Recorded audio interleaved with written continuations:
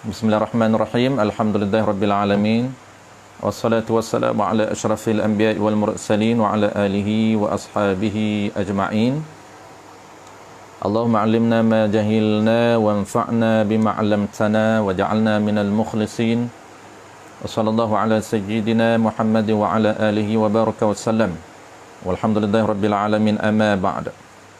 Terlebih dahulu marilah sama-sama kita menyatakan setinggi-tinggi kesyukuran kehadrat Allah Subhanahu Wa Taala kerana dengan limpah kurniaannya sekali lagi kita diberi kesempatan, masa, peluang serta kekuatan oleh Allah Subhanahu Wa Taala untuk meneruskan rutin mingguan kita, iaitu pengajian kitab Hidayatus Sibyan, tajuk perkara yang membatalkan sembahyang, 21 perkara yang membatalkan sembahyang. InsyaAllah hari ini, pagi ini kita akan sambung perkara yang ke-11 daripada 21 perkara yang membatalkan sembahyang yang disebut di dalam kitab kita ini. InsyaAllah hari ini tuan-puan, kita akan bincang lebih kurang 4 kalau kita sempat masa, 4 perkara yang membatalkan sembahyang, iaitu perkara yang ke-11, perkara yang ke-12 dan perkara yang ke-13 dan juga perkara yang ke-14 insyaAllah. Qala al-musannif rahimahullahu subhanahu wa ta'ala. Muka surat 14 bagi kawan-kawan yang ada kitab, muka surat 14 di tengah tu sambungan, iaitu ke-11.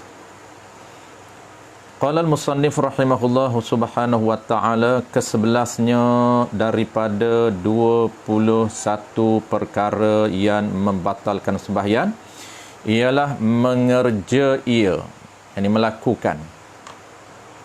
Mengerja, yakni melakukan ia seseorang akan satu rukun fi'li ataupun rukun qauli.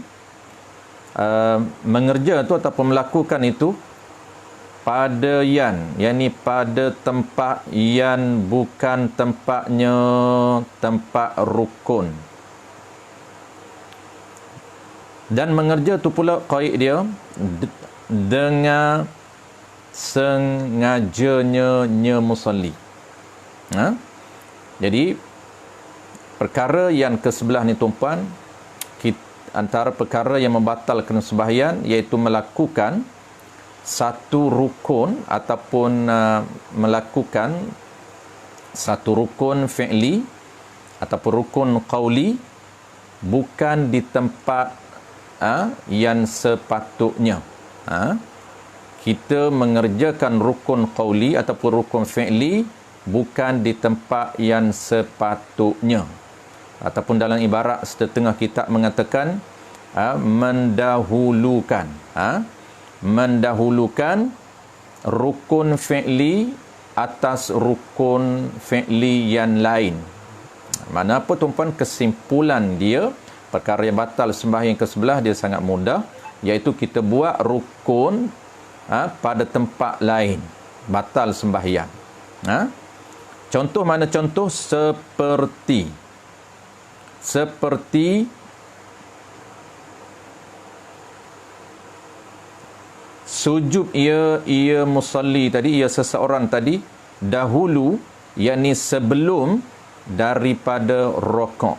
Dalam kitab kita ni diringkas, dia sebut sujud ia dahulu. Dahulu tu maknanya sebelum tu dia tak bawa sebelum apa, yakni sebelum daripada rokok. Sujud sebelum rokok. Jadi sepatutnya kita kena rokok dulu baru boleh sujud. Rokok dulu baru boleh sujud. Tiba-tiba kita buat sujud dulu sebelum sempurna rokok, maka batal sembahyang. Ini simple saja kita tahu. Tadi tak perlu kita detailkan yang ini kerana ia agak mudah untuk kita faham. Jadi apa kesimpulan tuan-puan sebelum kita ke perkara yang membatalkan sembahyang yang ke-12, iaitu perkara batal sembahyang ke-11 ini kita melakukan rukun qauli ataupun rukun fi'li pada bukan tempat yang sepatutnya, dengan sengaja, bukan terlupa, dengan sengaja. Mana contoh? Contoh dia seperti di rokok sebelum menyempurnakan Fatihah. Contoh pertama, dia rokok sebelum sempurna Fatihah, ataupun dia rokok sebelum baca Fatihah, sama saja. Rokok sebelum baca Fatihah, dia terlupa baca Fatihah terus rokok, maka kalau rokok dengan sengaja batal sembahyang. Tapi kalau rokok dengan terlupa, maka tak membatalkan sembahyang. Sebab tu dia ada qaid dengan sengaja. Ataupun rokok sebelum sempurna Fatihah. Fatihah dia tak sempurna lagi satu ayat. Dia rokok dah. Maka rokok sebelum sempurna walaupun satu ayat Fatihah, maka batal sembahyang kalau rokok dengan sengaja. Mana contoh tuan-puan, tak sempurna lagi baca Fatihah, waladhdallin tak sempurna, tapi sambil dia baca waladhdallin sambil dia rokok, tak batal sembahyang. Kenapa? Kerana tak sempurna Fatihah, tiba-tiba dia dah rokok. Contoh dia, ghairil maghdubi alaihim sambil rokok, waladhdallin. Sambil dia rokok, sambil baca Fatihah, sambil dia baca waladhdallin sambil dia rokok, maka batal sembahyang kalau dengan sengaja. Kenapa? Kerana dia melakukan perbuatan rokok sebelum sempurna rukun Fatihah. Sedangkan kita tahu formula sebelum daripada ini, kita biasa sebut dalam solat ini tuan-puan, formula basicnya sebelum selesai satu rukun, tak sah dia berpindah kepada rukun lain. Kalau berpindah dengan sengaja, batal. Dia tak sempurna satu rukun, tiba-tiba dia nak berpindah kepada rukun yang lain dengan sengaja, maka batal sembahyang dia. Itu formula basic yang perlu kita ingat. Dia kena sempurna dulu satu rukun, barulah dia boleh pindah kepada rukun yang lain. Sama dalam solat, sama juga dalam wuduk. Dalam wuduk pun sama. Tak sempurna basuh muka, tak boleh basuh tangan hingga siku. Kalau dia basuh tangan hingga siku pun tanpa sempurna basuh muka, maka dia panggil basuhan yang tidak sah. Itu basic dia. Baik. Begitu juga contoh yang kedua, dia sujud sebelum rokok. Contoh pertama tadi, dia rokok sebelum sempurna Fatihah, ataupun dia rokok sebelum dia baca Fatihah. Contoh yang kedua, dia sujud sebelum dia rokok dengan sengaja. Dia tak nak rokok, nak cepat terus sujud. Ini simple saja tuan-puan, kita boleh faham dengan mudah. Baik, kita terus kepada perkara yang membatalkan sembahyang yang ke-12. Perkara yang membatalkan sembahyang yang ke-12. Qala al-musannif rahimahullahu subhanahu wa ta'ala. Ke-12 daripada 21 perkara yang batal sembahyang. Yang ke-12 ni dia agak praktikal, yang perlu kita fokus. Adapun yang ke-11 dia lebih simple, lebih mudah dan jarang berlaku dengan sengaja. Tapi yang ke-12 ni penting. Ke-12 daripada 21 perkara yang membatalkan sembahyang, iaitu berpaling dadanya. Berpaling dadanya, dada orang yang sembahyang ataupun dada musalli. Berpaling dadanya, dada orang yang sembahyang. Berpaling tu bayan daripada kiblat, daripada arah kiblat. Berpaling tu dengan sengaja. Berpaling dengan sengaja. Bukan berpaling dengan terlupa. Berpaling dengan terlupa yang dimaafkan. Baik. Berpaling dada seseorang itu daripada arah kiblat dengan sengaja. Satu. Ataupun berpaling dengan lupa. Berpaling dengan lupa sah solat, tapi ada tak kena gaya jadi batal. Kita tengok bagaimana situasi berpaling dada dengan sengaja batal, dan atau berpaling dada dengan lupa juga batal. Ataupun berpaling dada daripada arah kiblat dengan lupa. Syarat berpaling dada dengan lupa yang batal itu dan panjang masa berpaling dada dengan lupa itu daripada rokoknya. Berpaling dada daripada kiblat dengan lupa, dan padahal panjang masa berpalingnya, panjang masa berpaling daripada kiblat. Panjang masa tu berpalingnya dada itu daripada kiblat. Dia sebut sini daripada rokok. Tu bukan daripada rokok. Daripada kiblat. Baik, apa kesimpulan tuan-puan ini? Ini agak penting untuk kita fokus, sebab terkadang kita tak perasan. Kita tak perasan yang kata berpaling dada dah daripada kiblat tanpa kita sedar. Tanpa kita sedar. Jadi tanpa kita sedar tu dia panggil dengan terlupa. Batal juga sembahyang dengan terlupa kalaulah dia tak kembali segera. Kalau dia tak kembali segera, dia lambat-lambat baru kembali, maka batal juga walaupun dengan lupa. Biasanya berlaku macam mana tuan-puan? Biasa berlaku terkadang dia palin ataupun dia bagi salam terlebih corner, terlebih palin muka sehingga dengan dada-dada sekali berpaling ke arah yang lain daripada kiblat.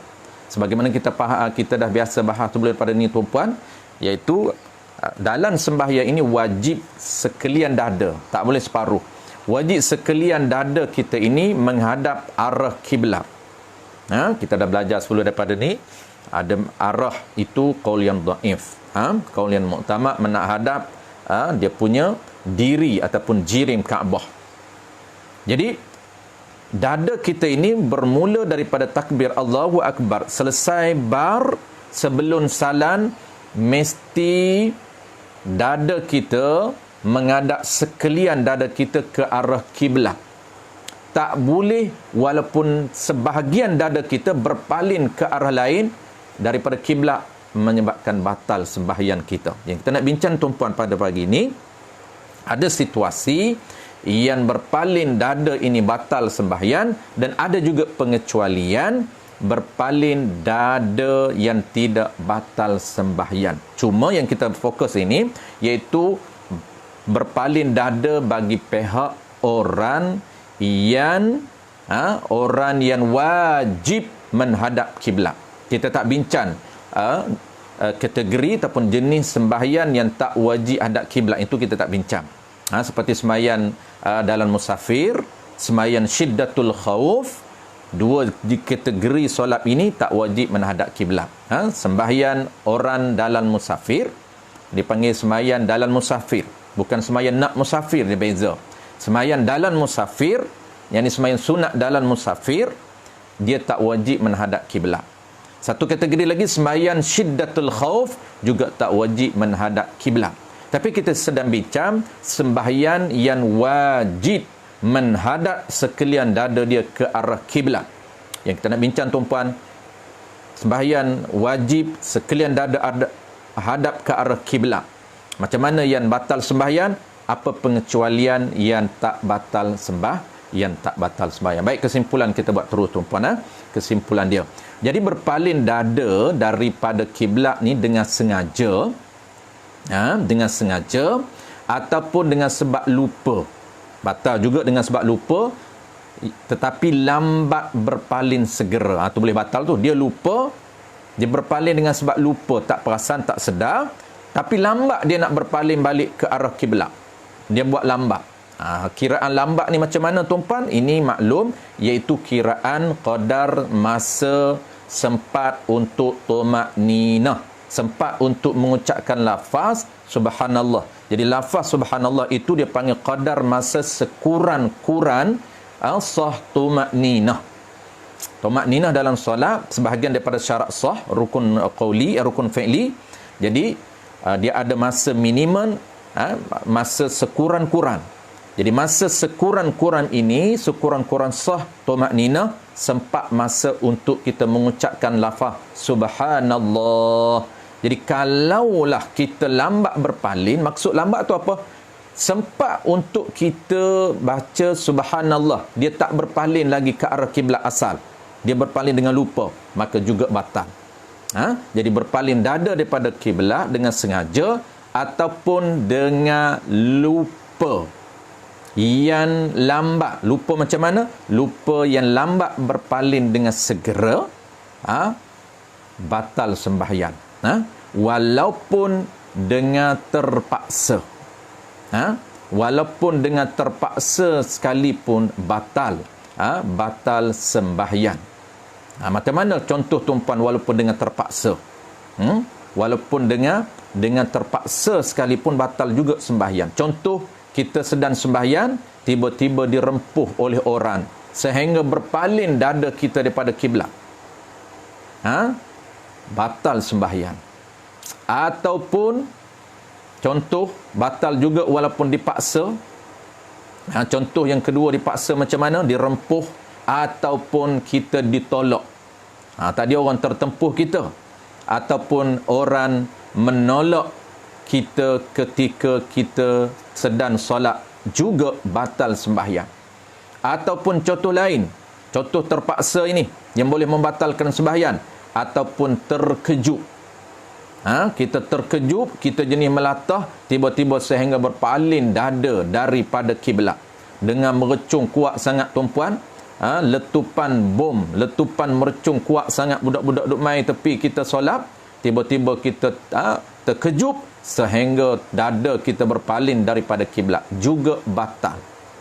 Batal dia panggil batal semata-mata, tanpa ada qaid. Tanpa qaid ini, walaupun dia segera berpaling arah kiblat balik, tidak kira. Kenapa? Kerana dalam kitab-kitab besar sebut, kerana jenis terpaksa ini jenis yang nadir, yang jarang-jarang berlaku, maka dikira batal. Dikira batal. Jadi kesimpulan tuan-puan, batal berpaling dada daripada kiblat ini ada 3 situasi. Sekejap lagi tak nak sebut pengecualian. Batal berpaling dada daripada kiblat ini tuan-puan ada 3 situasi. Yang pertama apa tuan-puan? Pertamanya berpaling dengan sengaja. Memang sengaja dia nak berpaling. Dia bukan lupa, memang dia sedar. Dia kona ketika bagi salam itu lebih. Assalamualaikum warahmatullahi. Tak dan kalau dah dah selesai bagi salam, tak apalah, baru dia kona. Assalamualaikum warahmatullahi. Dia bagi salam dulu baru dia kona. Jadi kona dia ini, contoh dia sebahagian dada dia ke arah lain, sebahagian lagi ke arah kiblat, juga batal. Sebab dia nak pastikan sekalian dada kita menghadap arah kiblat.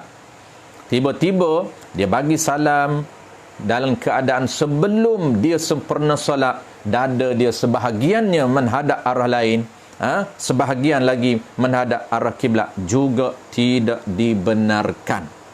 Dia dipanggil dengan sengaja.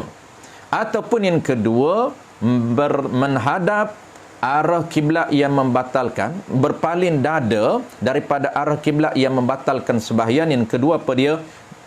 Dia berpaling dengan lupa, tetapi lambat dia berpaling segera ke arah kiblat. Ini juga batal sembahyang. Situasi yang kedua tuan-puan, batal sembahyang berpaling dada daripada arah kiblat, berpaling dengan lupa, tetapi lambat dia berpaling kembali ke arah kiblat. Memang dia lupa, cuma proses untuk dikembali balik ke arah kiblat itu lambat, juga batal sembahyang. Walaupun dengan lupa. Jadi lupa tu ada 2 lah, kita kena ingat. Ada lupa yang tak batal kalau dia kembali segera, tapi kalau dia lambat kembali segera kepada arah kiblat, batal sembahyang. Yang ketiga, batal sembahyang dengan sebab terpaksa. Jadi ini sebab-sebab yang membatalkan sembahyang, berpaling dada daripada arah kiblat, sama ada dengan sengaja ataupun yang kedua sama ada dengan lupa, yang lambat berpaling balik ke arah kiblat, ataupun dengan yang ketiga berpaling dengan sebab terpaksa. Contoh terpaksa kita bagi 3 contoh tadi tuan-tuan. Pertamanya dirempuh, dilanggar oleh orang. Yang ketiganya ditolak, ataupun orang pusing kita, orang nak kacau kita, orang nak kenak kita. Kita duk tengok sembahyang, dia pusing dada kita arah kiblat walaupun dia melawak. Walaupun haram dia tu, kita bukan nak bincang soal haram dia tu, kita nak bincang batal ke tidak kita. Walaupun segera kita kembali balik, dia pusing balik ke arah kiblat, dia nak kacau kita solat, tiba-tiba kita lawan dia, kita terus pusing ke arah kiblat dengan segera. Tidak disyaratkan segera. Maksudnya dia batal semata-mata. Jadi itu contoh pertama. Contoh pertama tadi, contoh terpaksa ni ada 3 contoh kita bagi tadi. Pertamanya dilanggar, dirempuh. Contoh yang kedua, orang panggil apa? Contoh yang kedua ni, kita ni ditolak. Orang datang tolak kita duduk tengah solat, tolak kita sehingga kita jatuh, ataupun sehingga kita terpusing dada daripada arah kiblat. Ataupun memang orang pegang pusing terus. Dan contoh ketiga, kita bagi 3 contoh tadi. Contoh ketiganya ialah terkejut. Terkejut sehingga kita berpaling dada. Jenis-jenis melatah dia punya, boom, dengan terkejut kuat sangat, mercun tuan-tuan, tiba-tiba dia melatah, terkeluar pula dada dia berpaling ke arah lain, maka batal. Jadi kesimpulan tuan-tuan ingat, berpaling dada daripada arah kiblat dengan 3 sebab ini batal sembahyang. Pertamanya sengaja, yang kedua dengan sebab terlupa tapi lambat dia kembali balik kepada arah kiblat, dan sebab yang ketiga dengan terpaksa. Contoh terpaksa kita bagi ada 3 contoh terpaksa. Jadi ketiga-tiga contoh ini, ketiga-tiga sebab ini batal sembahyang. Batal sembahyang, berpaling dada dengan 3 sebab batal sembahyang. Baik, yang kedua tuan-puan, pengecualian. Ada berpaling dada yang tidak membatalkan sembahyang. Iaitu apa dia? Pengecualian ini ada 2. Pengecualian berpaling dada daripada kiblat tidak membatalkan sembahyang. Yang pertama ialah berpaling dengan sebab lupa, dan disyaratkan kembali dengan segera ke arah kiblat. Pertama tuan-puan, berpaling dengan sebab lupa dan disyaratkan kembali dengan segera ke arah kiblat. Kita dah tahu apa makna segera. Segera itu dikira qadar masa minimum tumakninah. Itu maksud segera. Jadi yang pertama, pengecualian yang tidak batal sembahyang walaupun berpaling dada, ada 2 sahaja isu, 2 kes, 2 isu berpaling dada yang tidak membatalkan kiblat. Ingat tuan, ini kita sedang bincang kategori sembahyang yang wajib menghadap kiblat. Jangan tertukar. Jangan tuan tertukar dengan 2 kategori lagi. Ada 2 kategori lagi, itu 2 kategori sembahyang yang tidak wajib hadap kiblat. Yang tu kita tak bincang. 2 tu kita tak bincang. Akan datang kita akan masuk tajuk spesifik, tajuk khusus, itu sembahyang syiddatul khauf, tak wajib hadap kiblat. Ada 2 jenis sembahyang syiddatul khauf ni. Satu dalam peran, satu lagi di luar daripada peran. Biasanya kita dengar syiddatul khauf ni dalam peran saja, tapi sebenarnya ada 2 kategori. Ada di luar peran. Di luar peran termasuk kategori syiddatul khauf, orang yang sembahyang dalam keadaan bersangatan takut. Pertama, takut ancaman nyawa dia ketika dalam perang, dan satu lagi takut ancaman harta benda dia dan nyawa dia di luar daripada perang. Itu akan datang, kita akan bincang. Jadi kita sedang bincang fokus hari ini kategori sembahyang yang wajib menghadap sekalian dada di ke arah kiblat. Walaupun berpaling dada daripada arah kiblat, ada 2 pengecualian, ada 2 kes pengecualian yang tidak batal sembahyang. Pertama apa dia tuan-puan? Yang pertamanya ialah sembahyang orang yang lupa, yang berpaling dada dengan sebab lupa dan disyaratkan kembali segera ke arah kiblat. Jangan lama. Makna segera ni apa? Segera ni jangan lebih qadar masa minimum sempat tumakninah. Itu sempat untuk baca subhanallah. Itu masa paling pendek sah tumakninah. Itulah masa dikira oleh para fuqaha untuk menilai sama ada dia cepat ataupun lambat. Kalau cepat sebelum sempat subhanallah, kalau lambat sempat baca subhanallah. Kalau lambat berpaling tetap batal juga. Tapi kalaulah dia tak perasan, tiba-tiba dia perasan sedar terus dia berpaling ke arah kiblat balik, tak sempat masa subhanallah, tidak membatalkan sembahyang. Baik, yang kedua apa dia? Yang kedua, berpaling yang tidak membatalkan sembahyang, berpaling dada daripada arah kiblat yang tidak membatalkan sembahyang, iaitu berpaling dengan sebab jahil yang dimaafkan oleh syarak. Ini sangat penting tuan-tuan untuk ingat. Istilah ini untuk kita ingat. Jangan kita umumkan, kena ingat istilah ni, sebab ada banyak kitab yang kita akan belajar, sama ada kitab Jawi ataupun kitab Arab, terkadang dia tidak definisikan, tidak bahaskan, dia tidak detailkan kategori ataupun ciri-ciri orang yang dimaafkan, orang yang dimaafkan melakukan kesalahan dalam solat di sisi syarak. Dia just sebut umum, dimaafkan oleh syarak, tak batal. Kenapa? Kerana dia jahil. Ini kita dah sebut selalu tuan-puan sebelum daripada ni. Jadi kalau dia berpaling dada dia dengan sebab tuan-puan, dengan sebab apa? Dengan sebab dia jahil. Dia tak tahu pun yang kata berpaling ini batal solat. Berpaling dada dia ini ke arah lain daripada arah kiblat batal solat. Dia tak tahu. Tak tahu dengan sebab apa? Dengan sebab tak tahu itu, tak tahu yang dimaafkan oleh syarak. Tak tahu yang di-excusekan oleh syarak. Ada berapa sebab tuan-puan selalu kita sebut? Itu dua sebab saja. Kita tak termasuk dalam sebab ini. Jangan kita ambil ada orang guna tuan-puan sebab ini untuk dia cakap, oh tak apa saya buat salah sebab ada jahil yang saya tak tahu. Kalau itu untumlah, jangan pakat mengaji tuan-puan. Pakat tak mengaji semua, pakat guna hujah ini, oh kenapa melakukan perkara batal sembahyang tu bahaya tu, boleh batal sembahyang. Tak apa, saya tak tahu. Saya ni orang tak tahu pun boleh batal sembahyang. Apabila saya tak tahu perkara tu batal sembahyang, saya buat, dimaafkan oleh syarak. Tiba-tiba contoh tu puan, dia kita di kalangan kita sembahyang berpaling dada, kona lebih sangat ketika bagi salat, Assalamualaikum warahmatullahi, Assalamualaikum warahmatullahi. Tengah dada berpaling. Ni separuh dada berpaling. Dia tak belajar teknik berpaling tu puan. Paling yang sunat macam mana, dia tak belajar yang afdalnya macam mana, yang sunatnya macam mana. Berpaling tu sunat, nak buat sunat sehingga tergadai sembahyang dia, sehingga luput sembahyang, sehingga binasa sembahyang, itu bahaya.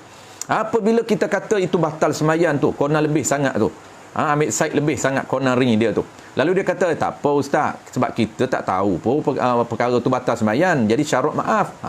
Pandai dia. Jadi tuan-puan, saya ingat recall balik, dua saja sebab yang jahil yang dimaafkan oleh syarak, yang tidak membatalkan sembahyang, yang tidak membatalkan sembahyang sekira dia berpaling dada daripada arah lain ke arah kiblat. Apa dia dua sebab yang jahil yang dimaafkan oleh syarak? Pertamanya jahil dengan sebab dia baru masuk Islam. Sebab pertama jahil dengan sebab dia baru masuk Islam. Baru itu juga kita dah sebut selalu tuan-tuan, apa maksud baru? Baru itu diukur qadar masa baru itu, ada kayu ukur, ada penilaian yang telah ditetapkan oleh syarak.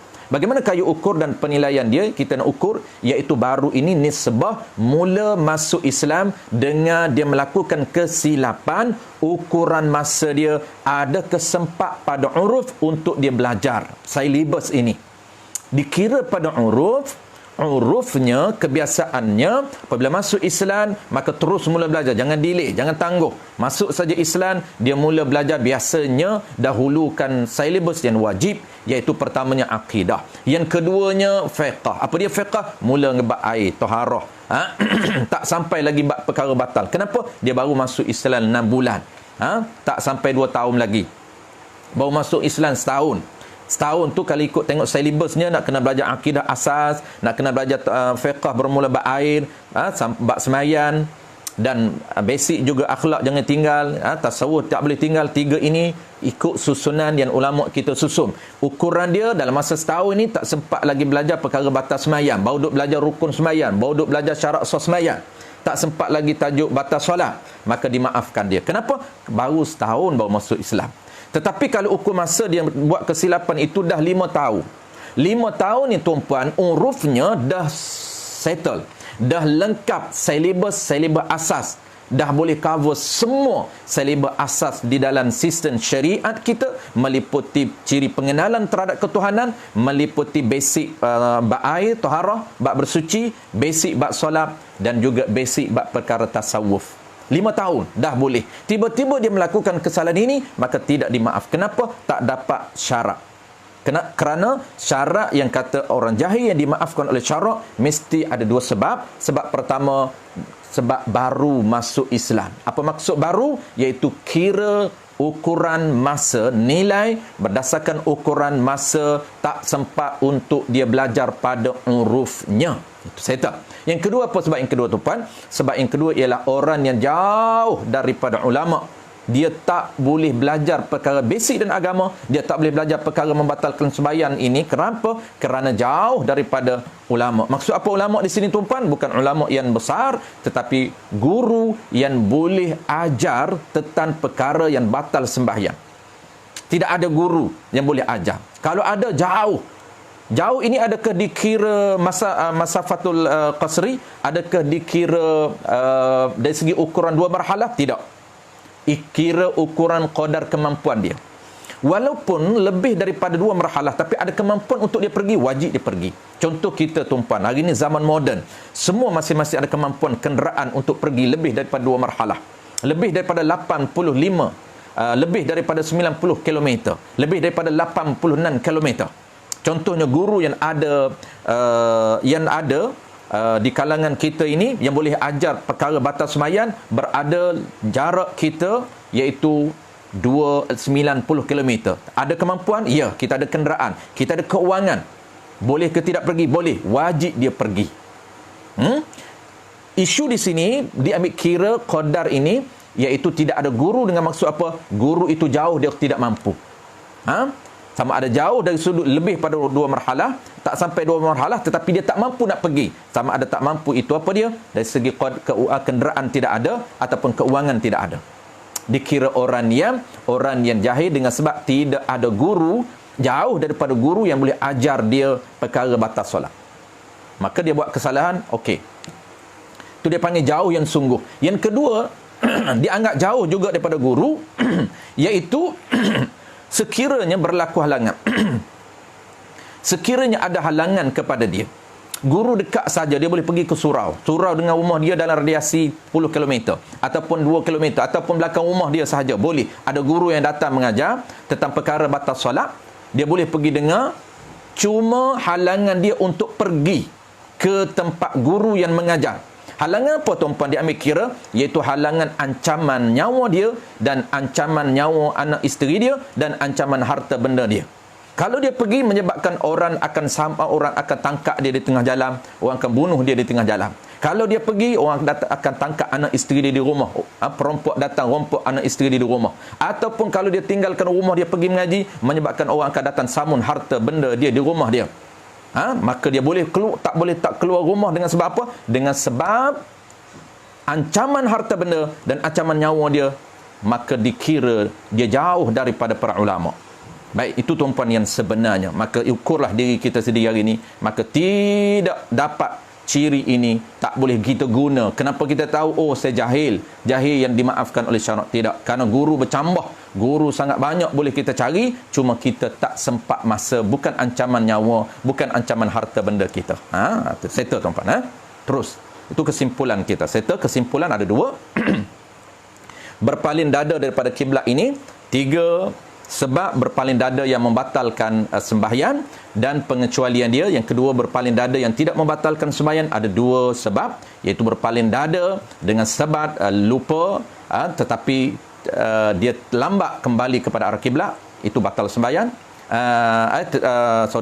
Kita sedang bincang perkara yang tak batal sembahyang. Berpaling dada yang tidak batal sembahyang ada 2. Pertamanya berpaling dada dengan sebab lupa, tapi disyaratkan dia segera berpaling ke arah kiblat. Yang keduanya ialah berpaling dada yang tidak batal sembahyang, berpaling dada ke arah kiblat dengan sebab jahil, dengan sebab tak tahu yang dimaafkan oleh syarak. Baik, settle. Kita terus ke 13. Kita ada masa sikit lagi. Kita terus ke 13. Kalau sempat, insya-Allah kita ke 14 hari ni. 14 tu kita nak detailkan. Yang ke 13 mudah sahaja. Qala al-musannif rahimahullahu subhanahu wa ta'ala. Ke-13, ini mudah saja tuan-puan. Kita nak detailkan yang ke-14. Apa dia ke-13 daripada 21 perkara? Ke-13-nya perkara batal sembahyang. Ke-13 daripada 21 perkara batal sembahyang. Jadi nya perkara batal solat. 13 tu 13 daripada 21 perkara. Tu cara tarkib dia. Ke-13 daripada 21 perkara nya apa? Nya perkara batal sembahyang. Ialah apa dia? Memberi salam dengan sengaja. Jadi memberi salam dengan sengaja, yang memberi salam oleh seseorang. Dia hazah fa'il. Memberi salam oleh ia seseorang tadi, tapi ada qaid. Beri salam tu dengan sengaja, yakni qasad, dengan ada qasad, ada niat nak memberi salam. Memang niat dia beri salam, tapi pada pada barang tu kena pada tempat. Pada tempat yang bukan tempat salam. Dia beri salam bukan pada tempat salam. Tempat salam di mana? Tempat salam selepas tahiyat akhir. Selepas tahiyat akhir itu tempat untuk kita beri salam. Tiba-tiba dia beri salam awal. Sebelum baca tahiyat akhir, dia dah beri salam. Tak lengkap lagi tahiyat akhir. At-tahiyyatul mubarakatuh salawatun thayyibatun lillah. Assalamu alayka ayyuhan nabiyyu wa rahmatullahi wa barakatuh. Assalamu alayna wa ala ibadillahi salihin. Asyhadu an la ilaha illallah wa asyhadu anna Muhammadar Rasulullah. Assalamualaikum warahmatullahi. Tak lengkap lagi bacaan salawat selepas tahiyat akhir yang menjadi rukun. Dia dah baca selepas, sepatutnya salam ini selepas tahiyat akhir. Maksud selepas tahiyat akhir tu selepas membaca salawat selepas tahiyat akhir. Jadi tahiyat akhir dengan selawat dia berbeza tu, pada rukun yang asin, rukun qauli. Rukun qauli dia tahiyat akhir dan juga selawat selepas tahiyat akhir. Jadi Allahumma salli ala sayyidina Muhammad. Dia tak baca, tiba-tiba dia bagi salam dengan sengaja, maka batal sembahyang. Ini mudah saja tuan-tuan, sangat mudah.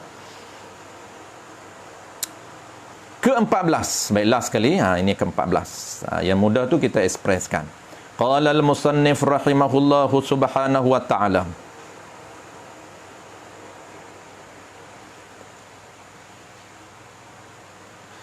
Ke-14 daripada 21 perkara yang batal sembahyang. Nya tu nya perkara yang batal sembahyang. Apa dia? Ialah Ialah tu dia panggil khabar lah.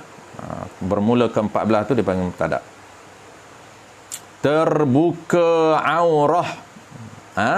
Terbuka aurah. Tu. Jadi ke-14 ni terbuka aurah. Terbuka aurah ni sama ada sengaja ataupun tak sengaja. Terbuka aurah ni tuan-tuan, ni antara tajuk yang kita nak fokus hari ni, yang perlu kita fokus, sama juga dengan berpaling dada. Jadi hari ni 4 kita nak bincang tuan-tuan, 2 yang kita fokus, 2 yang mudah.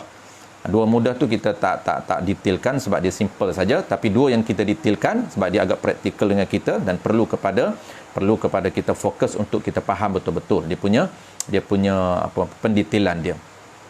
Jadi terbuka aurah ni tuan-tuan, terbuka aurah ni boleh membatalkan sembahyang. Ini dia agak praktikal dengan kita. Dia agak praktikal dengan kita, perlu kita fokus. Macam mana yang terbuka yang boleh batal, macam mana yang kata terbuka tapi tak batal, ada syarat dia yang tidak batal. Baik, terbuka yang batal ni tuan-tuan, terbuka aurah dengan sengaja ataupun tak sengaja. Tak sengaja, kita tengok macam mana tak sengaja tu. Tak sengaja, seperti garu, tak sengaja. Garu, tiba-tiba ternampak aurah. Kita garu ni, contoh je ni, dada kita tak aurah. Jadi aurah dalam solat ni, kita sedang bincang aurah dalam solat, bukan aurah di luar solat. Jadi aurah dalam solat, kalau perempuan seluruh badan, melainkan muka dengan tapak tangan, dan juga lelaki pula pusat hingga lutut. Lelaki pusat hingga lutut. Itu aurah bagi bagi lelaki. Jadi dia garu-garu kain dia, tiba-tiba terangkat nampak paha dia. Garu ketika dia rukuk, garu ketika dia sujud, garu punggung dia, tiba-tiba sehingga ternampak punggung. Tu dia panggil tak sengaja, dia garu dengan sebab dia garu. Batal solat juga. Ataupun dipanggil batal solat juga sama ada terbuka tu dengan sebab dibuka oleh kanak-kanak belum mumayyiz. Kanak-kanak yang dah mumayyiz tak bincang dah, sama je lah. Sengaja ataupun tak sengaja. Jadi sebab yang boleh membatalkan aurah terbuka, membatalkan solat dengan sebab terbuka aurah. Sebab apa? Sebab dibuka oleh kanak-kanak ataupun oleh baby lah, oleh kanak-kanak yang belum mumayyiz. Anak umur 2 tahun, umur 3 tahun tak mumayyiz lagi. Umur 3 tahun dah pandai berjalan, datang main menusuk dalam kain bapak dia tengah solat, tiba-tiba dia selok ataupun dia tarik kain bapak dia terlodeh. Ataupun dia selok kain bapak dia ternampak aurah bapak dia. Batal sembahyang juga. Dia panggil batal semata-mata. Ataupun batal juga dibuka oleh binatang. Dibuka oleh binatang. Dipanggil batal semata-mata. Batal semata-mata walaupun tutup dengan segera, walaupun pergerakan tutup itu tidak berturut-turut, tidak ada qaid. Dia panggil semata-mata batal. Jadi apabila ternampak aurah, terbuka aurah, sama ada terbuka itu sengaja ataupun terbuka dengan tak sengaja. Tak sengaja ni tuan-puan macam mana?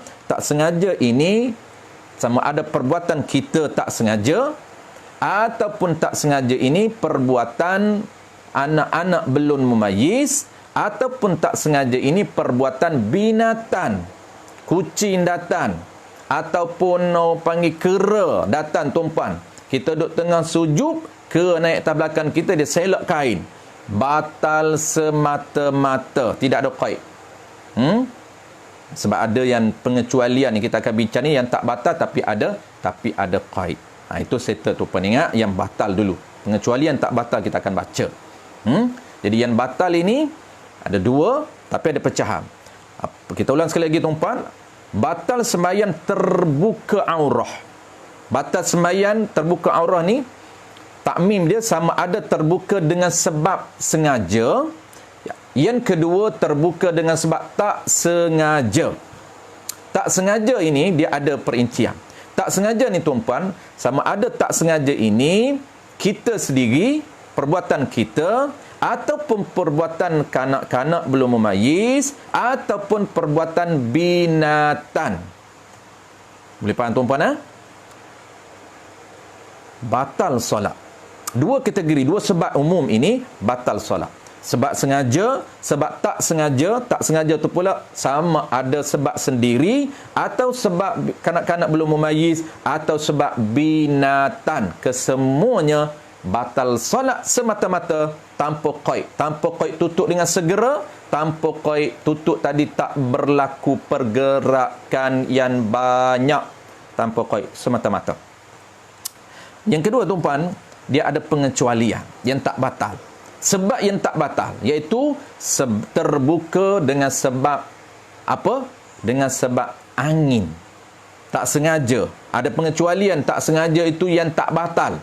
Pengecualian tak sengaja ada 3 tadi. Sebab tak sengaja dengan sebab diri sendiri batal. Tak sengaja dengan sebab anak-anak belum mumayyiz batal. Tak sengaja dengan sebab binatang batal. 3 sebab tak sengaja batal, tapi pengecualian ada 1 sebab tak sengaja tak batal.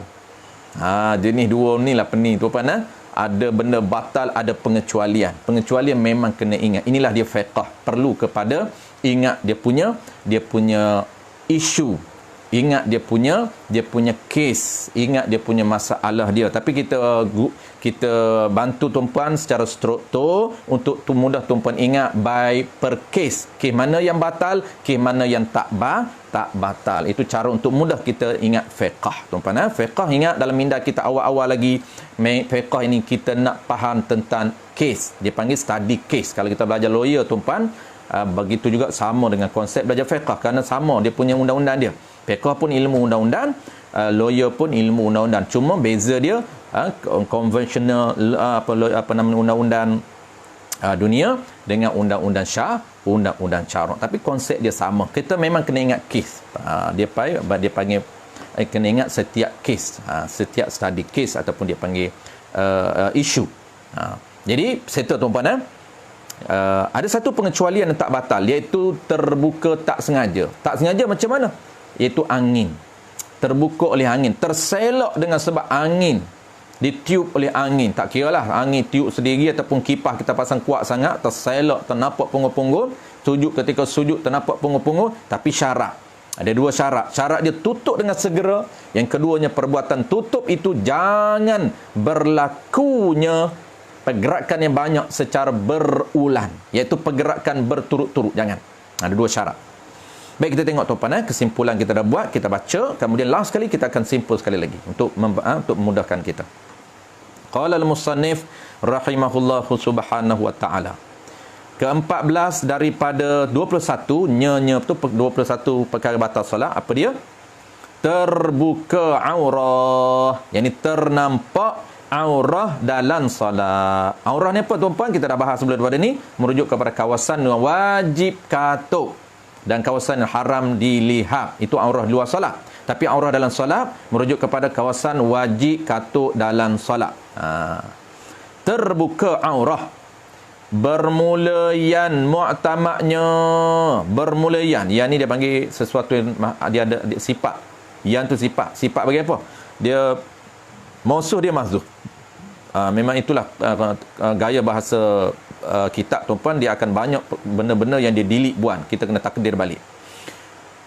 Apa mausuh yang mahzuh tu? Iaitu qaul. Bermula qaul, bermula pendapat yang mu'tamaknya, yang pendapat yang mu'tamad. Apa dia?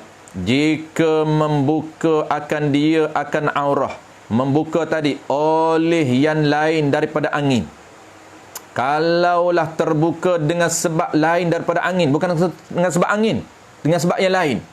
Apa dengan sebab yang lain? Kita dah sebut tadi, dengan sebab diri sendiri, ataupun dengan sebab kanak-kanak yang belum memayis, ataupun dengan sebab binatang. 3 sebab. Itu sebab yang lain.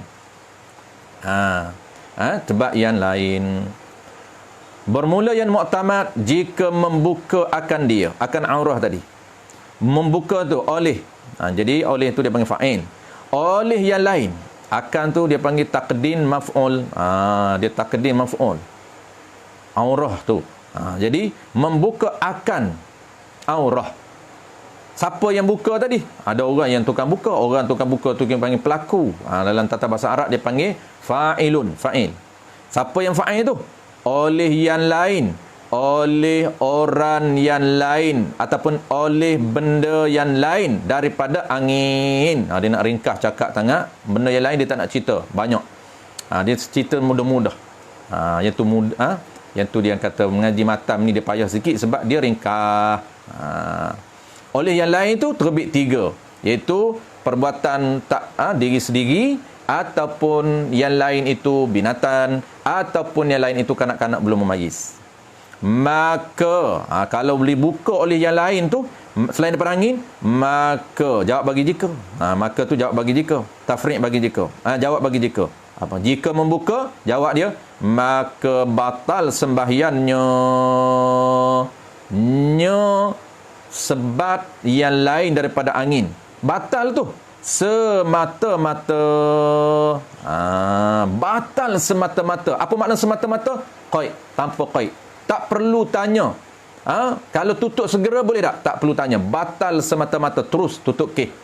Tak perlu tanya, oh kalau tutup segera, kalau datang kucing tarik kain, datang datang beruk, datang monyet, datang kita bela kera jinak, tiba-tiba tuan dia sujud, datang dia melawak dengan tuan dia, pegang kain, selak kain tuan dia, tapi tuan dia tutup segera, tak perlu tanya. Kalau 3 sebab ini semata-mata batal tanpa perlu kepada qaid, tu panggil semata-mata.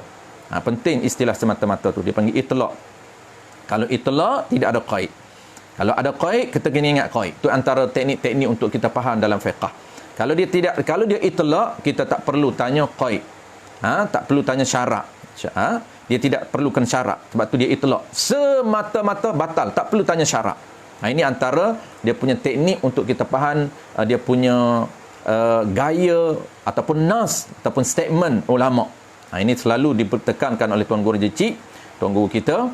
Dia akan tekankan teknik gaya untuk kita faham, cara untuk kita faham nas fuqaha, nas fiqh. Kalau nas dalam itlaq, tak perlu tanya syarat. Tapi kalau nas dalam bentuk syarat, dalam bentuk qaid, kena tengok qaid muqayyad dia. Kena tengok syarat masyurut dia. Nak ada masyurut, kena tengok syarat. Nak lahirnya hukum, kena tengok syarat. Nak lahirnya qaid, nak lahirnya muqayyad, kena tengok qaid dia. Ini antara teknik-teknik yang perlu kita kuasai, tuan-tuan, untuk mahir dalam fiqh. Ini teknik ini sangat ditekankan oleh Tuan Guru Haji Cip di dalam proses PMP dia. Dia proses pembelajaran dan pengajaran dia sangat ditekankan. Antara ta'rif, antara itlaq, antara qaid muqayyad, antara syarat masyrut. Itu sangat-sangat ditekankan. Kerana kita nak lahirkan hukum, kena tengok nas ini dalam bentuk itlaq ataupun nas ini dalam bentuk ada syarat. Kalau syarat, kena ingat syarat, barulah boleh keluarkan hukum. Itu teknik dia. Ini itlaq. Ingat, kalaulah selain daripada angin, maka dia batal semata-mata. Kalau terbuka, tak perlu tanya, saya tutup dengan segera, tak perlu. Kenapa? Kerana itlaq 3 sebab ini. Sebab sendiri tersalah, ataupun yang kedua tak sengaja dengan sebab binatang buka, ataupun yang ketiga tak sengaja, bukan saya yang buat, tapi dengan sebab apa? Dengan sebab anak-anak yang datang buka. Tiga sebab ini batal semata-mata. Baik, settle. Semata-mata tu sama ada tutup dengan segera, ataupun ketika tutup itu tidak berlaku perbuatan yang banyak berturut-turut, tak kisah. Dan jika membuka dia akan aurah oleh angin. Ini pengecualian tak batal. Yang kita sebut tadi, tuan-puan, kita dah buat kesimpulan. InsyaAllah sah lagi kita akan buat sekali lagi kesimpulan sebelum kita nak tamat, sebelum kita break. Baik, dan jika membuka dia akan aurah, buka tadi oleh angin, dan tutup, dan padahal tutup, dan syarat, dan tutup dia akan aurah dengan segera. Apabila angin buka, ada yang tak batal. Mana syarat dia, tengok. Dan kalau angin buka tak batal. Kenapa? Kerana ini pengecualian. Yang tak batal solat kalau terbuka oleh angin, tapi ada syarat dia. Mana syarat dia? Dan padahal ditutup dia akan aurah tadi dengan segera. Apa makna dengan segera? Kita dah bahas di awal tadi, iaitu cepat dia tutup segera itu, tak sempat berlalunya masa sekadar sahtu ma'ninah. Itu cepat, tak sempat dia sebut, subhanallah, cepat sangat ditutup segera. Dan ingat, tutup segera ada lagi syarat dia. Dan tiada membawa, ini syarat kedua, dan tiada membawa kepada banyak perbuatan pada menutup dia akan aurah. Jangan berlakunya pergerakan yang banyak, anggota berat. Kita tutup dengan tangan, kan tangan ni anggota berat. Jangan, syarat yang kedua yang tak batal solat kalau dibuka oleh angin, terbuka aurah dengan sebab angin. Ada 2 syarat yang tidak membatalkan. Macam mana, tuan-puan? Pertama, dia tutup dengan segera. Yang kedua, perbuatan tutup itu jangan berlaku perbuatan yang banyak. Maksud jangan lebih 3 kali. Dia tutup tadi, bergerak tu jangan bergerak lebih 3 ke atas. 2 tak apa. Kan kita dah belajar sebelum ni formula pergerakan ada 3 tu. Pergerakan harus serta makruh, pergerakan yang haram tak batal, pergerakan yang haram lagi batal. Ada 3 formula yang asas yang telah kita bincang sebelum daripada ni di dalam bab pergerakan di dalam solat, ataupun kita panggil 3 formula pergerakan dalam solat. Ada pergerakan yang tak batal, ada pergerakan yang batal. Tapi tak batal itu ada 2. Tak batal tu ada yang harus makruh, ada yang haram tapi tak batal juga. Ya. Dan tiada berulang keduanya dan tidak berturut-turut keduanya. Perbuatan kita buat tadi tidak berturut. Perbuatan banyak ni tuan-puan berturut. Kalau berturut dipanggil 3. Jadi nak tafsir. Sebenarnya dalam setengah kitab lain dia sebut 1 je. Maksud apa? Maksudnya jangan berturut-turut perbuatan banyak. Ini diasingkan. Dia sebut perbuatan banyak dulu, yang kedua berturut-turut. Jangan ada perbuatan banyak, maksudnya jangan 3 kali. Yang kedua disebut pula jangan berturut-turut. Maksudnya cara pengiraan tu nak nama 3 tu. Kalau berturut-turut panggil 3 lah. Kalau tak berturut-turut walaupun 5 kali tetap panggil sekali. Kita dah bahas juga sebelum daripada ni. Dinamakan berturut-turut tu apa maksud dia. Maka jawab bagi jika di hujung di awal tu, jika buka akan dia aurah li angin, maka duduk belakang, maka tu jawablah sekali. Maka tiada batal sembahyangnya.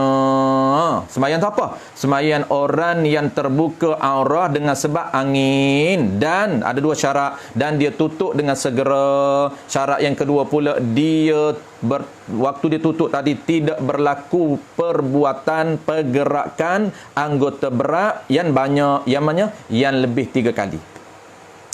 Itu. Ataupun mudah kita ringkaskan tuan-puan, kita ringkas apa? Kita ringkas tak berlakunya pergerakan anggota berat itu berturut-turut. Apabila berlaku berturut-turut 3 kali, maka kita panggil batal solat. Walaupun dia segera, tapi dengan sebab apa? Dengan sebab pergerakan dia tutup ini berlakunya pergerakan anggota berat lebih 3 kali. Tak boleh, batal juga solat. Baik, settle. Itulah dia 2 syarat bagi orang yang terbuka oleh angin tidak membatalkan solat. Apa dia kesimpulan tuan-puan? Kita nak break, kita dah cukup masa. Kesimpulan ke-14 ni tuan-puan, iaitu terbuka aurah dengan sebab ada terbuka aurah yang membatalkan sembahyang, ada terbuka aurah yang tidak membatalkan sembahyang. Terbuka aurah membatalkan sembahyang ada 2 sebab, dan terbuka aurah yang tidak membatalkan sembahyang ada 1 sebab dengan syarat, 2 syarat. Baik, apa dia yang terbuka aurah yang membatalkan sembahyang semata-mata tanpa ada qaib? Iaitu pertamanya terbuka aurah dengan sengaja. Sebab sengaja. Yang kedua, terbuka aurah dengan tak sengaja. Tak sengaja pun tuan batal juga. Sebab tu dipanggil semata-mata. Cuma tak sengaja ini ada 3 sebab. Tak sengaja sama ada sebab yang pertamanya sebab dia sendiri, dia tergaru, dia nak garu gatal sebenarnya, gatal di di paha dia. Tiba-tiba pakai kain kain singkat sangat tuan-tuan, tergaru, tiba-tiba terangkat, nampak sampai ke paha dia, sampai ke lutut dia. Tu dia panggil pergerakan tak sengaja yang pertama dengan sebab diri dia. Yang kedua, pergerakan ataupun dia panggil tak sengaja dengan sebab kanak-kanak yang belum memayis yang datang selak aurah dia. Terbuka dengan sebab apa?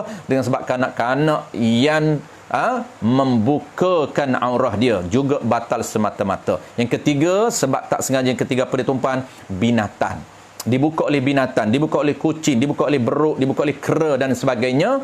Ketika kita solat, kera datang buka selak punggung kita, kita sujud dia selak punggung, maka batal solat semata-mata. Baik, saya tuan-tuan ini terbuka aurah dengan sebab sengaja dan ataupun sebab tak sengaja. Baik, settle. Yang kedua, terbuka aurah yang tidak membatalkan solat. Ada satu kes saja tuan-tuan, satu isu sahaja, iaitu terbuka oleh angin dengan 2 syarat. Kalau tak dapat 2 syarat, batal juga. Sama je tuan-tuan. Ingat ini yang saya sebut tadi. Apabila nas ulama dia ada syarat, kena ingat syarat, barulah dapat masyru'. Masyru' dia batal solat. Masyru' dia tak batal solat terbuka oleh angin dengan 2 syarat. Kalau dapat 1 syarat, batal. Dia mesti 2. Apa dia 2? Pertamanya, tutup dengan segera. Yang kedua, waktu tutup itu tidak berlaku pergerakan anggota berat yang banyak secara berturut-turut. Yang banyak ni maksudnya 3. Yang banyak secara berulang, secara berturut-turut. Kita dah tahu, jangan 3. Tapi kalau dia tak berturut-turut, tak dipanggil 3. Dia bergerak sekali, dia berhenti sempat subhanallah, bergerak pula kali kedua, tak dipanggil kedua, tetap dinamakan 1. Situ dia panggil tak berturut-turut. Sebab tu penting untuk faham apa maksud berturut-turut. Jadi kalau dapat 2 syarat ni tuan-puan, tak batal solat dibuka oleh angin. Kalau tak dapat 2 syarat, hanya 1 saja, tetap batal juga. Sebab tu penting untuk kita ingat, tak batal solat dibuka oleh angin, komplit 2 syarat. Baik, itulah tuan-puan, hari ini kita bincang kes yang tidak membatalkan solat dengan sebab terbuka aurah. Ada 2 kategori, ada 2 sebab secara umum dan ada sebab terbuka aurah yang membatalkan solat, ada 3, ada 2 umum, tak batal solat ada 1 sahaja pengecualian. InsyaAllah kita akan bincang minggu depan, tajuk baru kita akan selesaikan. Minggu depan kita akan selesaikan. Apa dia jatuh? Okey. Minggu depan kita akan sambung tuan-puan, iaitu perkara membatalkan solat yang ke-15. Yang ke-15 ni insya-Allah minggu depan. Yang ke-15 apa dia? Ke-15 mengerjakan sesuatu yang membatalkan puasa mudah. Ke-16 melebih rukun fi'li dengan sengaja juga mudah. InsyaAllah yang mudah-mudah ni tuan-puan kita ekspreskan supaya cepat kita cover tajuk kita. Jadi kalau tengok keadaan, kalau rasa tak banyak yang kita perlu detailkan, kita akan habiskan. Ada berbaki lebih kurang ada 6 perkara batal solat lagi. Kalau sempat kita akan habiskan minggu depan tajuk ini sebelum kita berpindah kepada tajuk besar yang lain. Wallahu a'lam. InsyaAllah kita jumpa lagi minggu depan dalam kitab Hidayatus Sibyan, dan besok bagi yang kelapangan masa kita akan sambung seperti biasa kuliah mingguan fiqh bab taharah, bersuci. Besok kita idaman penutup juga pada waktu yang sama pukul 10 pagi. Baik, terima kasih sekali lagi kepada pihak penganjur dan juga kepada tuan-puan yang meraihkan program pengajian kita. Mudah-mudahan kita diberikan kebaikan oleh Allah Subhanahu Wa Taala, dan paling penting kita diberikan keberkatan. Keberkatan diri kita, sama ada keberkatan usia kita, keberkatan harta benda kita, keberkatan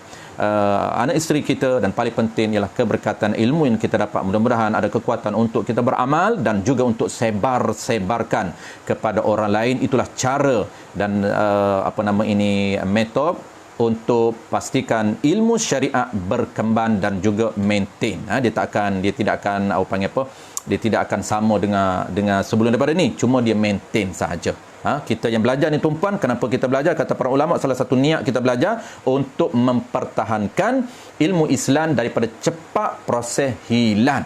Allah bangkitkan ada minoriti, tak majoriti. Minoriti saja orang yang ambil tahu dan cakna pada ilmu syarak.